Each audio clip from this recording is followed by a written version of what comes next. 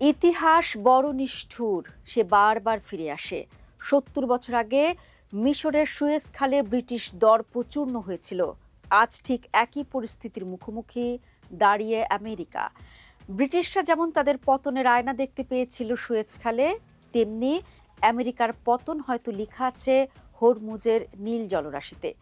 দর্শক, কেন বলছি, চলুন সেই কথাটাই একটু ব্যাখ্যা করা যাক। সাম্রাজ্যগুলোর পতন শুরুর কিছু নির্দিষ্ট কারণ আছে। সাম্রাজ্যের পতন তখনই শুরু হয় যখন তাদের সামরিক বিস্তার রাজনৈতিক কৌশলকে ছাড়িয়ে যায়, যখন অর্থনৈতিক ভিত দুর্বল হয় এবং যাদের দমন করতে চায় তারা দীর্ঘ সময় ধরে টিকে থাকে, সেই প্রভাবশালী শক্তিকেও অতিক্রম করে যায়। ব্রিটিশ সাম্রাজ্যের জন্য ১৯৫৬ সালের সুয়েজ সংকট ছিল সেই মোড়। সুয়েজ খালের জাতীয়করণ ব্রিটিশ সাম্রাজ্যের জন্য বড় ধাক্কা হয়ে দেখা দেয়। এই সংকট ব্রিটেনের আর্থিক দুর্বলতা উন্মোচন করে দেয়।